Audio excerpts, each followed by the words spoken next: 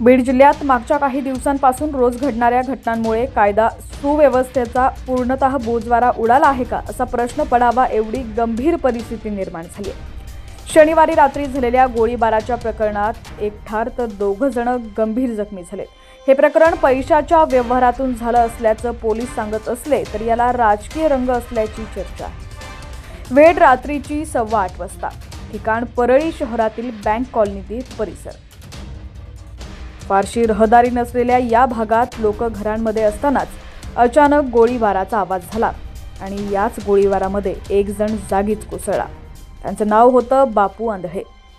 परळी शहरापासून जवळ असलेल्या मरळवाडी या गावचे सरपंच धनंजय मुंडे यांच्या नेतृत्वात काही दिवसांपूर्वी शरद पवारांच्या राष्ट्रवादी काँग्रेसमधून बापू आंधळे यांनी अजित पवारांच्या राष्ट्रवादी काँग्रेसमध्ये प्रवेश केला होता।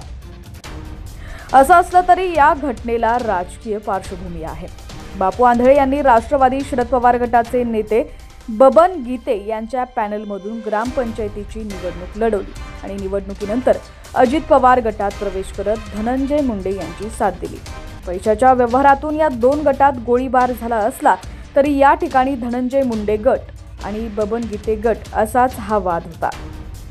विशेष म्हणजे काही महिन्यांपूर्वीच या गोळीबारातील आरोपी आणि तक्रारदार हे सगळेजण एकत्रित काम करत होते।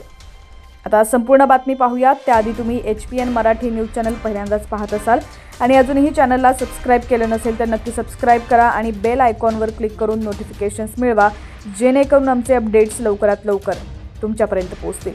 तर या घटनेमध्ये जे 2 जण जखमी आहेत त्यातील ज्ञानबा गीते आणि महादेव गीते या दोघांची प्रकृती गंभीर आहे। या दोघांवर अंबेजोगाईच्या तीर्थ वैद्यकीय महाविद्यालयामध्ये उपचार सुरू आहेत। एका रहदारी असलेल्या कॉलनीमध्ये झालेला हा गोळीबाराचा प्रकार इतका भयंकर होता की मृत झालेल्या बापू आंधळे यांच्या शरीरामध्ये 2 गोळ्या घातल्या होत्या, तर जखमी झालेल्या महादेव गीते यांच्या पोटामध्ये असलेली गोळी पहाटे काढली गेली। याचा अर्थ परळीमध्ये कायदा सुव्यवस्थेचा पूर्ण बोजवारा उडाल्याचं चित्र पाहायला मिळत आहे।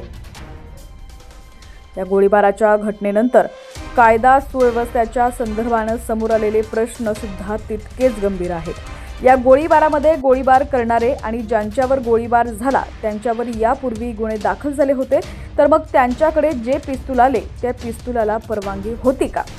पोलीस रेकॉर्डला ज्या पैशांच्या व्यवहाराची नोंद झाली तो व्यवहार नेमका किती रुपयांचा होता?